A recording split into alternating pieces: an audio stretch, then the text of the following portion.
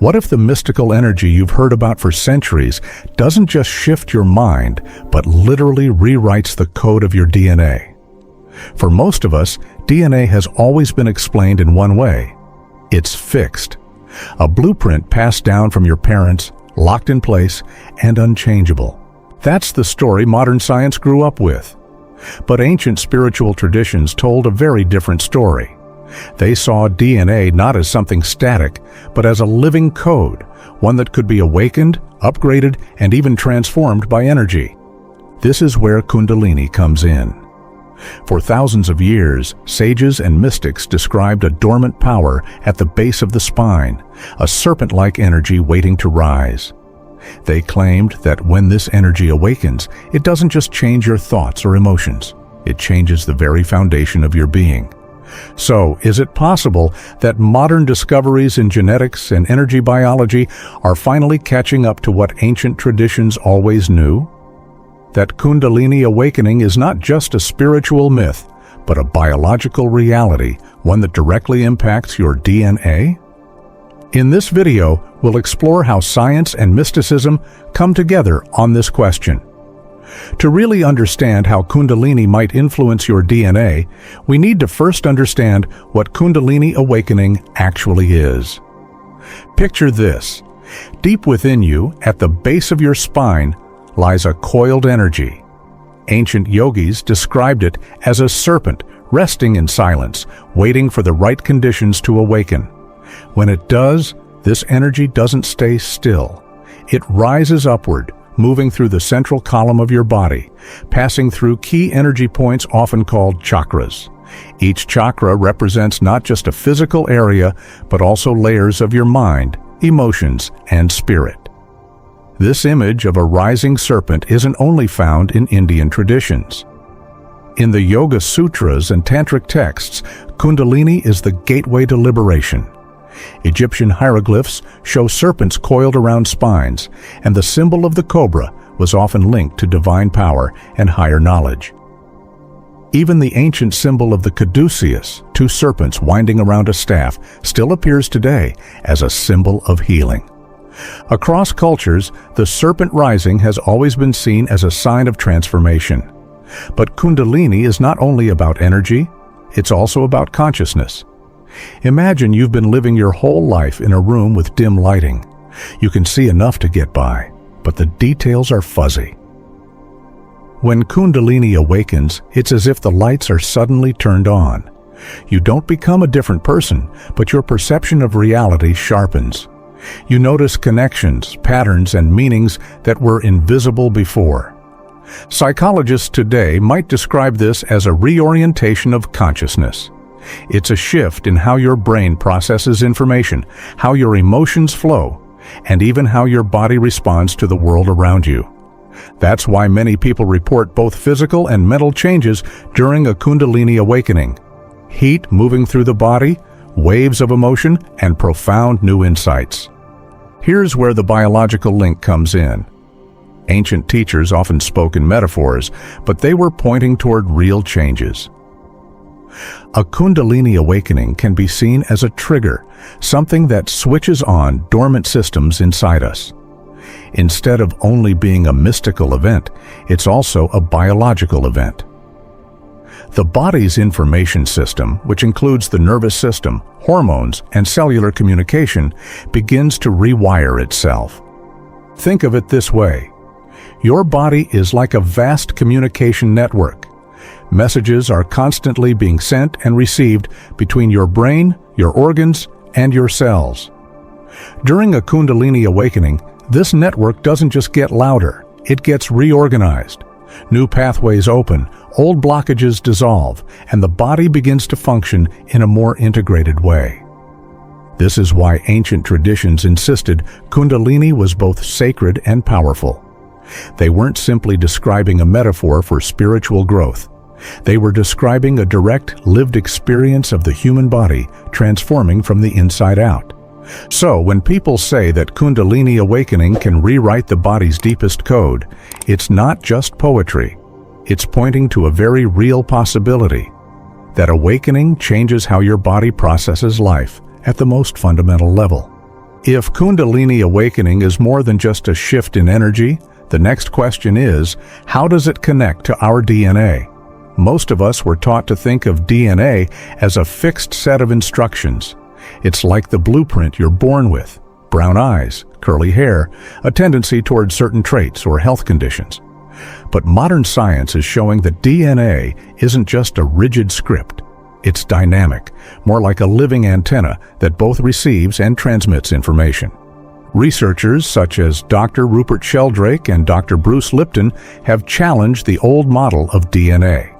Lipton, for example, points to the field of epigenetics, which shows that our environment, thoughts, and even our emotional states can influence how our genes behave. In other words, while your DNA provides the notes, your lifestyle, beliefs, and energy play the music. This is where Kundalini comes in.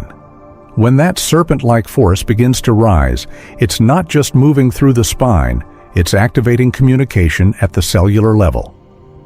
Imagine your DNA as a piano with 88 keys. For most of your life, you've only been playing on one small section of the keyboard. The awakening of Kundalini is like someone opening up the rest of the instrument, giving you access to melodies you didn't even know existed. Scientists studying quantum biology have even found that DNA has surprising abilities. It can emit tiny particles of light called biophotons, suggesting that it acts as both a storage system and a transmitter of information. Some experiments have shown that DNA responds to changes in frequency, almost like a radio receiver tuning into different stations. If this is true, then energy shifts in the body, like the rise of Kundalini, could directly affect how your DNA communicates. This isn't about changing your genetic sequence. Your physical code remains the same. What changes is how your genes are expressed. This is where epigenetics gives us a language to understand the mystical. Kundalini may switch on aspects of DNA that were previously dormant, unlocking hidden potentials in the way your body and mind interact. It's important to understand this not as something abstract, but as something very physical. When your DNA begins to express itself differently, it changes the way your cells talk to each other. It can affect your hormones, your immune system, even the way your nervous system handles stress and awareness. Many people who go through Kundalini awakening report feeling more alive, more sensitive, and more connected, not because they've imagined it, but because their entire biological network has been retuned. So when we say Kundalini awakening touches your DNA, it's not a metaphor. It's describing a real relationship between consciousness, energy, and biology. Your DNA isn't just a script written at birth. It's a living code, and Kundalini may be the force that helps unlock its higher potential. When people hear the phrase rewriting DNA, it can sound like science fiction, like you're suddenly splicing genes or changing your eye color overnight. But Kundalini awakening doesn't work that way. The DNA sequence itself stays the same. What shifts is how that sequence is read and expressed. Think of your DNA like a massive library. Every cell in your body contains this library filled with thousands of books, your genes. But here's the twist. Not every book is open at the same time. Some are on the shelves, gathering dust. Others are pulled out and read daily. Epigenetics shows us that life experiences, thoughts, and energy determine which books get opened. Kundalini awakening acts like a librarian suddenly unlocking sections of the library that were closed off. One of the most fascinating areas this touches is what scientists once called junk DNA. For decades, large portions of our genetic code seemed inactive or without purpose. But more recent discoveries suggest that this so-called junk may play a regulatory role, switching genes on and off, shaping how cells communicate and influencing how we evolve. Mystical traditions speak of this same idea in different language.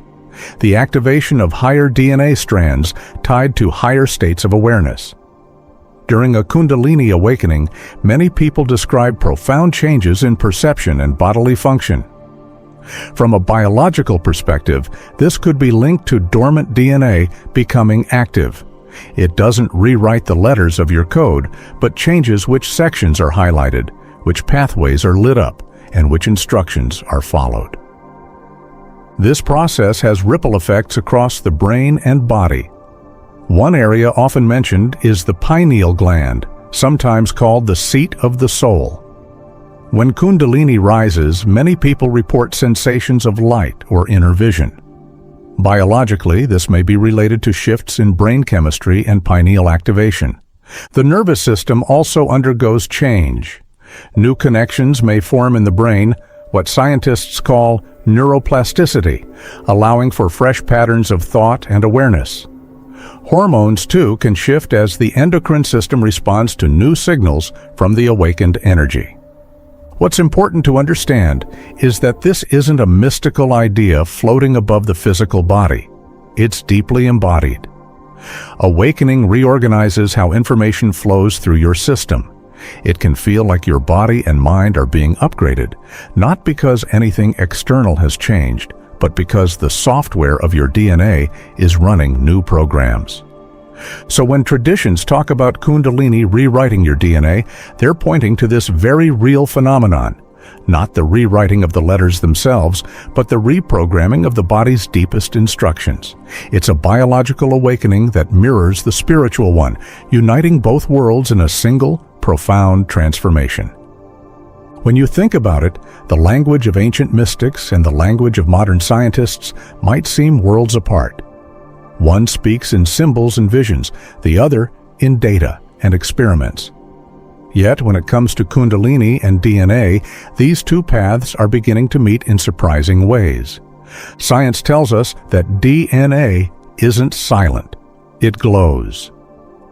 Biophysicists have discovered that our DNA emits tiny pulses of light, called biophotons.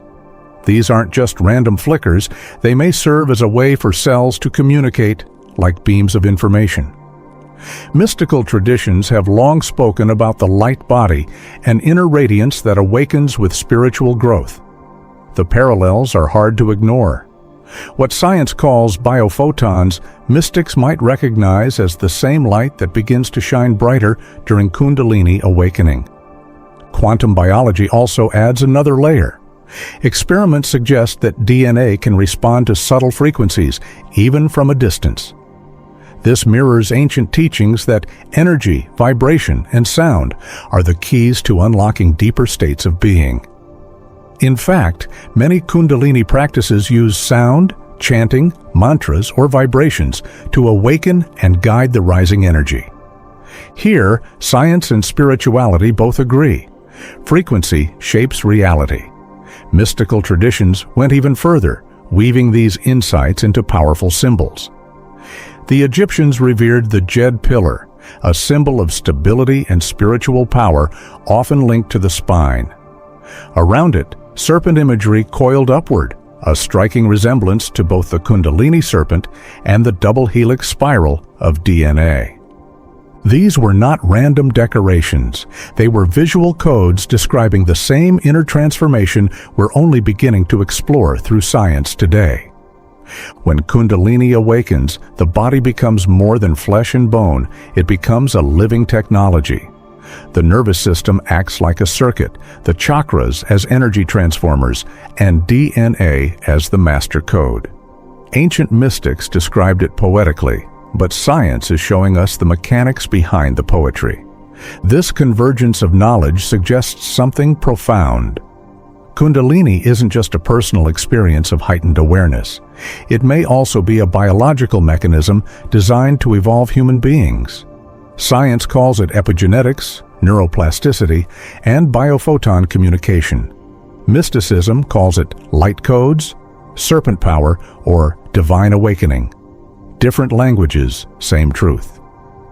What emerges is a unified picture.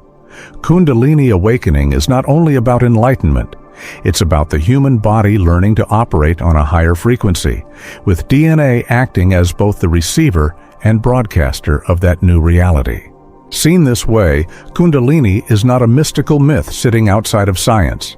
It's a bio-spiritual technology, a bridge between what we can measure and what we can feel, A reminder that the deepest codes of life may hold far more potential than we ever imagined. Technology is only meaningful when it changes how life is experienced. The same is true with Kundalini. All the talk about DNA, energy, and ancient symbols becomes real only when we look at what actually happens to a person who goes through this awakening. For many, the first signs are physical. People describe sensations of heat rising through the body, sometimes as if an invisible current of electricity is moving along the spine. Others feel waves of vibration in their chest or limbs, almost like the body itself has become an instrument humming with new frequencies. These experiences are not imagined. They reflect the nervous system adjusting to a new flow of energy, as if the body is learning a new rhythm. Emotionally, the transformation can be just as intense. Old memories may resurface, sometimes with surprising clarity. Buried grief, anger, or fear can rise to the surface, demanding to be felt and released.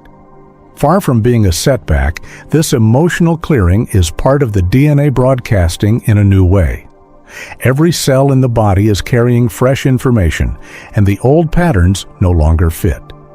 Then comes the shift in perception. Many people report heightened intuition, a sudden ability to sense connections, read situations, or understand people more deeply. Time can feel different, slower or faster, as the brain rewires itself. In moments of deep awakening, there may even be experiences of oneness, the sense that the boundary between self and world has dissolved, revealing a profound connection to everything. From the perspective of DNA, you could think of this as the body becoming a new kind of broadcasting station. Before, the signal was limited, like a radio with only a few stations. After Kundalini, the range expands. More channels are available, more frequencies come online, and the body begins to speak to the environment in a richer way. This explains why inner changes are often mirrored by outer shifts. Relationships transform, synchronicities multiply, and life itself seems to respond differently.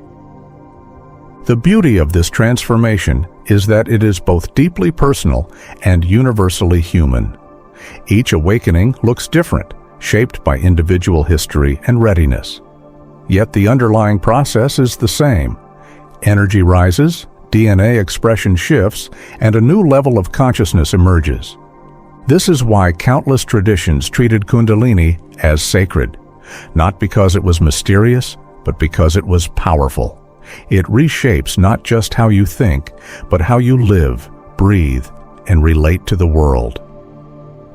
Seen through this lens, Kundalini is less about mystical fireworks and more about biological evolution expressed through human experience. The awakening doesn't just stay in your body, it radiates into your life. Every powerful transformation carries a shadow side, and Kundalini awakening is no exception. The same energy that rewires the body and awakens the mind can also feel overwhelming when it rises too quickly or without proper grounding. Many people describe what's sometimes called Kundalini syndrome. It can include physical sensations that feel less like bliss and more like discomfort, pressure in the head, sudden waves of heat, or restlessness that makes it hard to sleep. The nervous system, adjusting to new levels of energy, may feel overstimulated, almost as if your inner circuits are buzzing with more voltage than they were designed for. Emotionally, challenges can surface just as strongly. Because Kundalini often clears old patterns, it can bring up unresolved trauma, deep sadness, or bursts of anger. These experiences can feel destabilizing, especially if someone isn't prepared for the intensity of release.